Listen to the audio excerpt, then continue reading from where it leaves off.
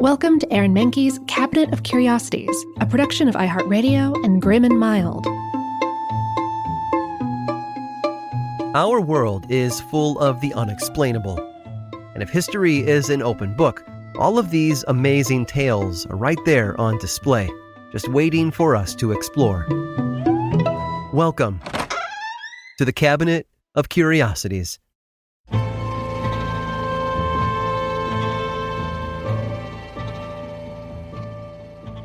Legendary individuals aren't usually born as legends. They work hard and accomplish great things during their lifetime. In other words, legends are made. But while some might spend their lives earning their legendary status, others find loopholes, workarounds to cement their place in history.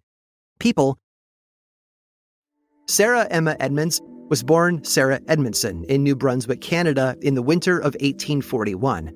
She lived on a farm with her parents, multiple sisters, and one brother. Apparently, her father had wanted another boy to help with the farm, and so Sarah often bore the brunt of his abuse simply for being born a girl. She passed the time by reading stories of fantasy and adventure, like those of Fanny Campbell, the female pirate captain. Fanny was a fictional character who had set sail during the American Revolution to save her fiancé and wound up becoming the captain of a pirate ship. These stories swirled around in Sarah's head as an escape from her daily life. But they also got her thinking, there must be something better out there, away from her father. And so, when she was 15 years old, she left home with her mother's help, partly to get as far from her father as possible, and also because she was set to be married soon. She then changed her last name to Edmonds and never looked back. Her dad eventually tracked her down, and she had to flee once more, disguising herself as a boy named Franklin Thompson. She made her way stateside to Connecticut, where her alter ego helped her land a job as a door-to-door Bible salesman. But she never forgot about Fanny Campbell, who defied the odds and took on men in male-dominated fields. Sarah already dressed like a man to make a life for herself on her own. So when the Civil War broke out in 1861, Sarah saw her chance to be more than what had been planned for her. She had been traveling through Michigan selling Bibles when she enlisted with the Union Army there as Franklin Flint Thompson. She was eager to support her adopted country against the South. Sarah, as Franklin, took on a number of duties during the war as part of the 2nd Michigan Infantry. She helped wounded soldiers, worked as a mail carrier, and even fought at the Siege of Yorktown in Virginia.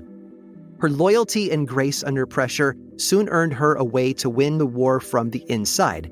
She was made a spy for the Union. According to Sarah's memoirs, she donned numerous disguises and identities to slip behind enemy lines undetected. In one scenario, she dyed her skin black using silver nitrate and wore a wig so that she looked like a black man.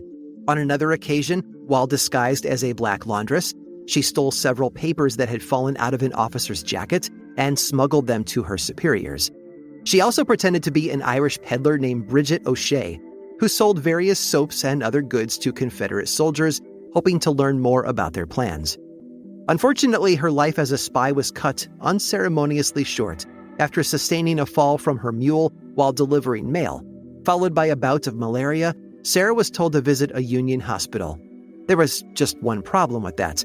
Any doctor who examined her would realize she wasn't a man named Frank Thompson, but she was, in fact, a woman. So instead, she checked herself into a private facility and recuperated. But during that time, Frank Thompson was labeled a deserter. Posters were put up, and Sarah realized that her other identity was now a wanted man. Rather than go back and face military action for desertion from her post, she traveled to Washington, D.C., where she enlisted as a female nurse, under the name Sarah Edmonds. She published an account of her time with the 2nd Michigan Infantry, as well as her brief stint as a spy, in a memoir titled The Female Spy of the Union Army. But barely 20 years after its publication, people started to question the book's veracity. A reporter once asked her if her book could be considered authentic, to which Sarah replied, "Not strictly so." In fact, she admitted that much of what she had written was fiction.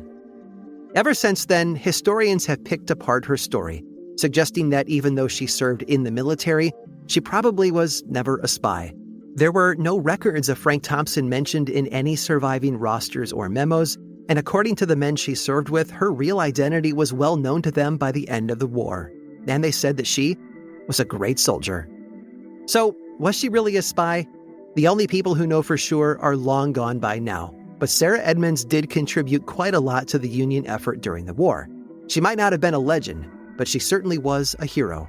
Just one who might have embellished a bit on her resume.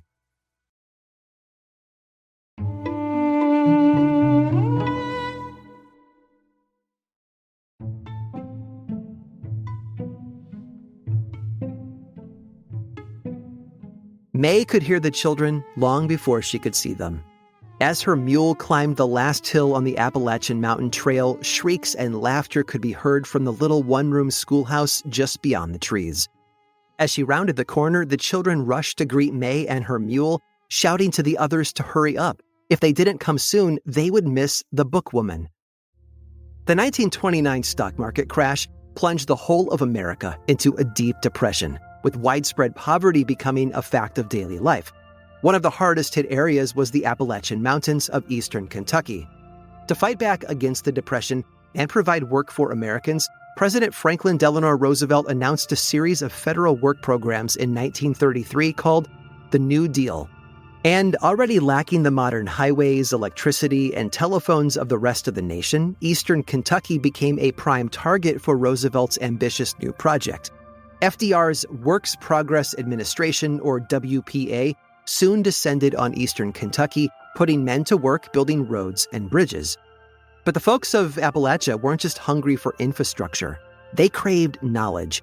You see, nearly a third of eastern Kentuckians could not read at this time, and with many of them out of work, they saw education as a way out of poverty. Their only problem? Living in rural Appalachia, access to books wasn't exactly easy. It sounded like the perfect job for the bookwomen. Back in 1913, a woman named May Stafford had tried to start a program bringing books to far-off hills and hollers on horseback, but had to stop after she ran out of funding.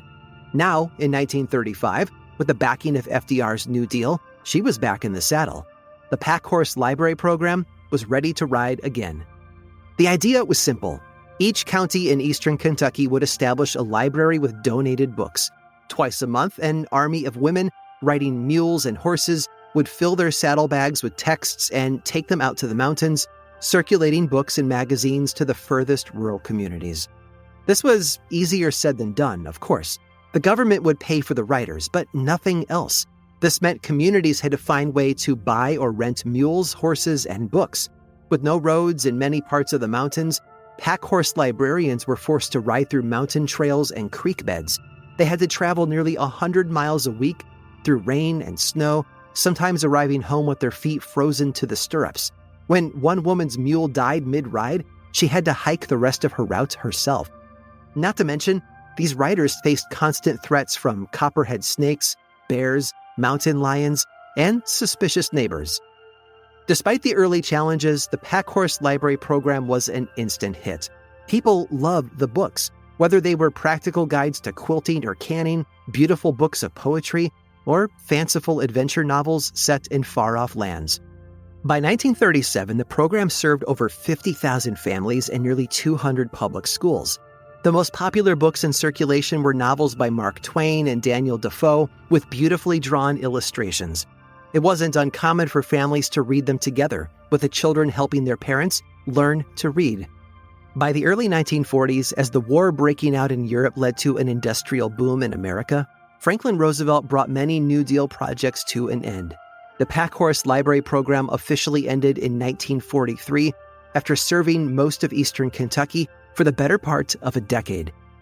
While the bookwomen no longer rode through the mountain trails, books found a new way to travel around Kentucky.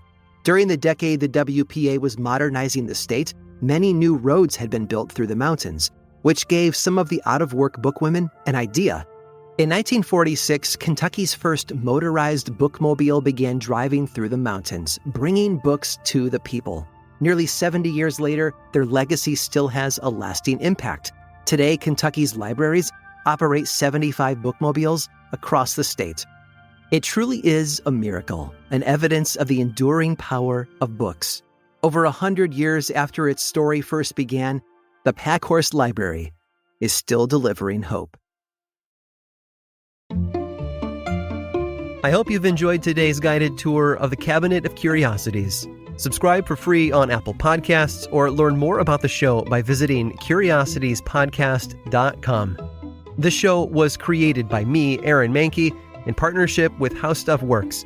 I make another award-winning show called Lore, which is a podcast, book series, and television show, and you can learn all about it over at theworldoflore.com. And until next time, stay curious.